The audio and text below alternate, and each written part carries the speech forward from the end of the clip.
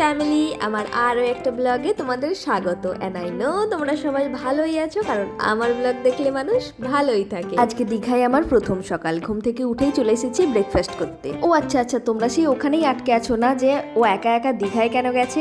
এবার বলি ঘটনাটা কি হয়েছে। এসেছি একা, কিন্তু আমাকে এখানে পিক আপ করতে এসেছেন এই যে ইনি। ডিসেম্বরে বাবাইয়ের ওই ইনসিডেন্টের পর থেকে আমরা আর কোথাও বেরোইনি। সেই সময় এক তো বাবাইয়ের পায়ের ওই অবস্থা, তার উপরে বিভিন্ন জন বিভিন্ন রকম ভাবে বাবাইয়ের উপর যে পরিমাণ প্রেসার ক্রিয়েট করেছিল সেটা তো বলার কথা না। সেই হেতুই মাথা পুরো হ্যাং হয়েছিল। আমাকে অনেক দিন থেকেই বলছে যে চলো একটু ঘুরে আসি। সত্যি কথা বলতে দীঘা যেতে আমার মোটেই ভালো লাগে না। আমি ওকে বুঝিয়ে সুঝিয়ে বললাম যে যাও তুমি তোমার বন্ধুদের সাথে একটু ঘুরেই আসো। তো সে তো যাবে না। আমি ওকে অনেক বোঝালাম যে দেখো অন্য বউরা কিন্তু বন্ধুদের সাথে ছাড়ে না, আমি ছাড়ছি, তুমি যাও। এইসব অনেক করে বোঝানোর পর ফাইনালি ওরা কয়েকজন বন্ধু মিলে আগের দিন রাত্রেবেলায় বেরিয়ে গেল। ও মা, পরের দিন দেখি সকাল 6টায় ফোন করেছে। যথারীতি আমি ফোন ধরিনি, আবার 8টায় ফোন করেছে। আমি ফোনটা রিসিভ করতেই বলছে তাড়াতাড়ি ব্যাগটা গুছিয়ে নে, আমি টিকিট তোর কেটে দিয়েছি, তুই চলে আয়। আমি বলছি চলে যাব মানে কোথায় যাব?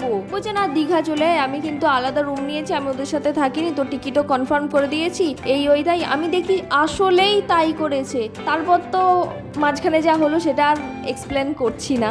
এই সব কাণ্ড করে আমার দীঘা যাওয়া মানে আলাদাই লেভেলের, পুরো আলাদাই লেভেলের।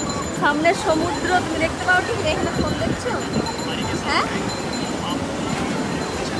সমুদ্রকে ছেড়ে দিয়ে তুমি এখানে ফোন দেখছো, বাহ দারুণ। সবাই বলে সাগর পাড়ে আইসা আমার মাতাল মাতাল লাগে। কই, আমরা তো অনেকক্ষণ বসে আছি, মাতাল মাতাল লাগছে না তো। তাই জন্য নিয়ে চলে এসেছি একটা স্প্রাইট উইথ জলজিরা। এটা হচ্ছে বাবাইয়ের আবিষ্কার, তবে টেস্ট কিন্তু দারুণ।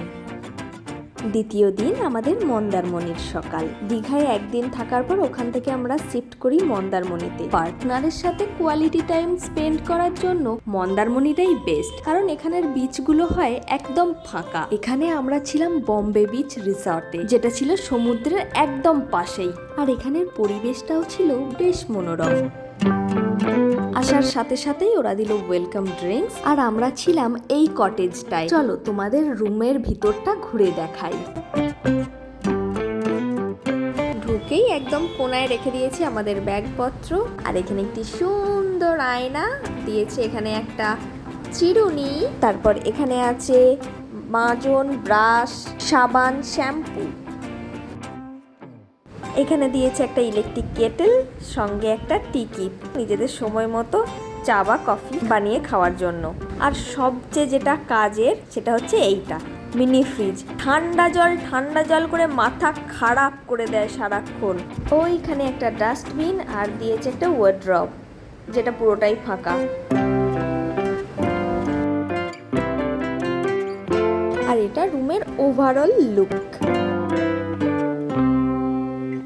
আর এখানে দিয়েছে একটা বেড সাইড টেবিল। সানগ্লাসটা ওদের নয়, এটা বাবাইয়ের। এই আছে একটা ছোট্ট সা ড্রয়ার, যখন বাইরে স্নান টান করতে যাবে এখানে সোনা টোনা খুলে রেখে যাবে, কিন্তু আমার তো এত সোনা টোনা নেই, আমি তো গরিব আদমি হয়। আর এখানে যে সোফাটা আছে এটা হচ্ছে সোফা কাম বেড। মোটামুটি এই রুমটাতে 4-5 জন আরামসে থাকা যাবে। এখানে দিয়েছে রিসর্টের দুটো মেনু কার্ড, একটা এমনি মিলের মেনু কার্ড, আর একটা আছে মকটেলের জন্য। আর এখান থেকে বাইরের ভিউটা একটু দেখাই।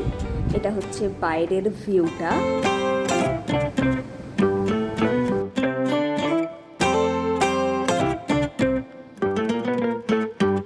আর সবটাই যখন হলো, আর বাথরুমটাই বাকি থাকে কেন, তাই বাথরুমটাও দেখাই চলো।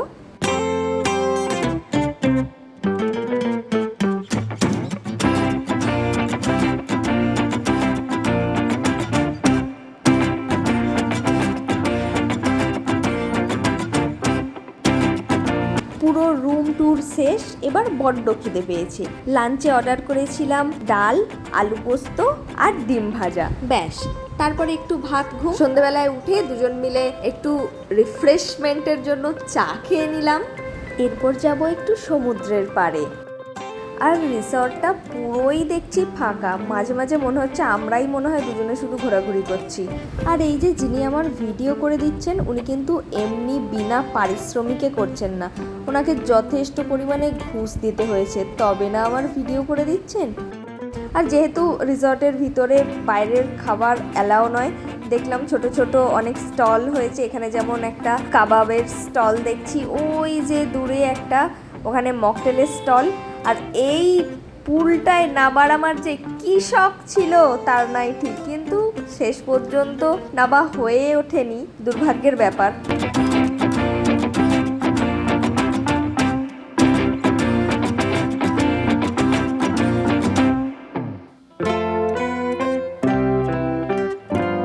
আমার মতে এই রিসর্টের রাতের বেলার জন্য সবচেয়ে সুন্দর জায়গা হচ্ছে এইখানটা। ওই যে সামনের দিকের পুরো অন্ধকারটা, ওটা হচ্ছে সমুদ্র।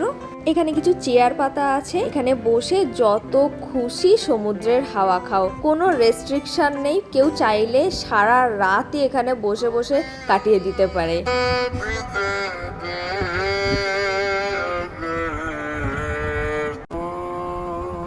किसे दुनिया चाहिए, तू है तो मुझे फिर और क्या चाहिए, तू है तो मुझे। তোমরা কি বুঝলে ও কেন ঠিক করে হেসে ফেললো? আর ভাই খাবার সময় কে ভিডিও করে, বন্ধ করো।